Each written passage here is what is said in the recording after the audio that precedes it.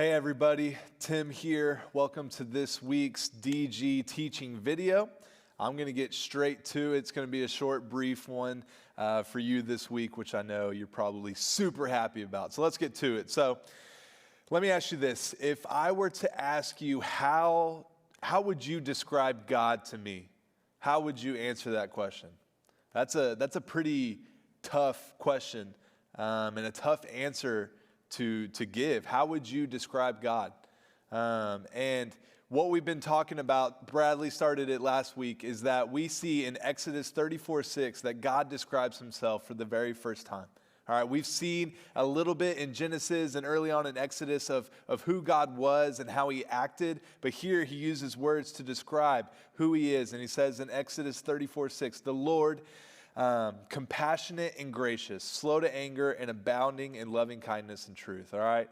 And last week, Bradley talked about the word compassion. What does that mean? What does God's compassion mean for you? And what does that mean about him? How is he a compassionate God?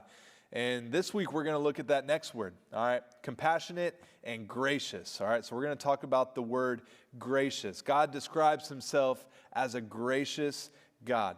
And that word is probably pretty familiar with you if you've been involved or grown up in the church, right? The word grace. We hear about it all the time, of God's grace that is given for you and me. But kind of the interesting thing, and also can be challenging thing about reading the Bible, is that not all Hebrew words translate perfectly to our English words as we know them.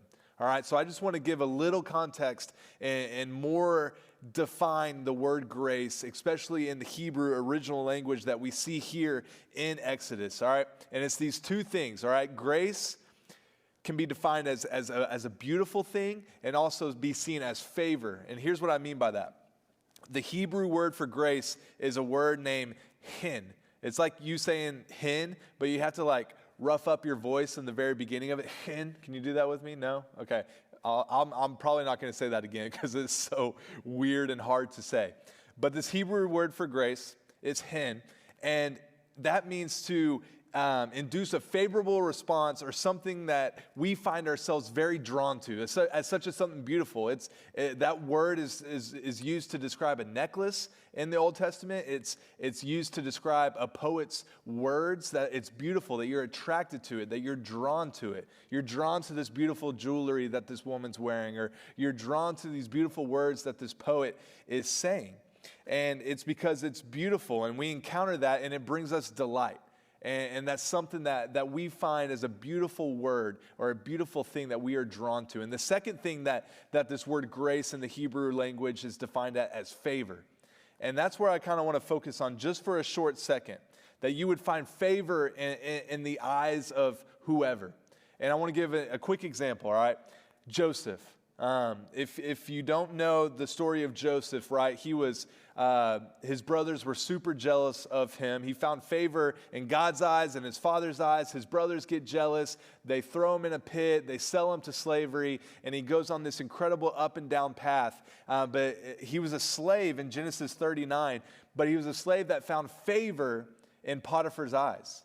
And the way that Joseph found favor in his master's eyes is he earned it. Like, he worked towards it. He did everything he had to do to earn favor in his master's eyes, in Potiphar's eyes. And so when Potiphar looked at Joseph, he didn't just see some lowly slave, right? He saw something worth delighting in because God was with Joseph, Scripture said. And so Joseph found favor in Potiphar's eyes by kind of earning it. And so Potiphar put Joseph in charge of the household, and he entrusted all of his assets to him. And he earned that favor in his master's eyes. And so that story shows us that someone in authority can find someone in a lesser status of worth and still give them favor, can still extend grace. As a result, that person of lower status can be treated higher regard than their true position. But it was something, like I said, that Joseph earned. But the beautiful thing about grace when it comes from God is that it 100% doesn't have to be earned. That we see all throughout Scripture, the whole story of the Bible is God extending this favor to not people who deserve it, But to you and I who are at such a lowly place as it is in comparison to God, but he extends this favor. He extends this grace. He delights in us. He sees beauty in us. He sees favor in us. And he consistently gives us that grace after grace after grace. And God treasures us so much that he doesn't just show us favor when we deserve it. He shows us favor even when we don't deserve it, right? And that's where we find ourselves in this passage in Exodus. God is just, it continues to show favor towards his people who he leads, and then they build this shrine, this gold god to worship instead of God. But what does God do? He continues to extend grace and favor. He says, hey, I am a gracious God. And that is such a huge thing that we should understand and should celebrate, that God is gracious. And that word means everything to us as the Christian, as the follower of Jesus. This attribute of God, his graciousness, this consistent favor that he shows to all humankind, to all of humanity, is something the Bible celebrates, and therefore we should. All right? And it's an undeserved gift. An undeserved gift. I don't know if you've ever accepted a gift that wasn't deserved, or maybe just, I don't know, in my family, we do Christmas and we put a price tag on it so everyone's on the same equal level field. But I remember one time my brother gave me a gift that I knew was way more than that price range. And I just felt so loved by that, right? That was such a generous, gracious gift to me that I didn't necessarily deserve, and it was above the rules of the scenario that we were in.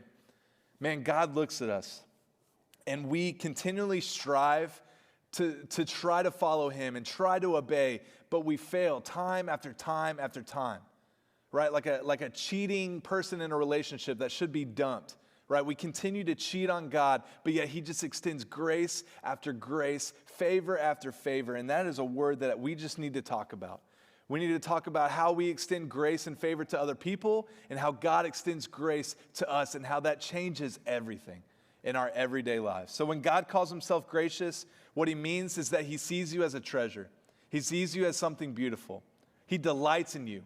And regardless of your status or behavior, he extends grace and love, and he treasures you and loves you. All right? And that's an awesome thing to talk about. We're praying for your DGs. We hope you have an amazing conversation with your leaders and your peers, and we will see you here next week.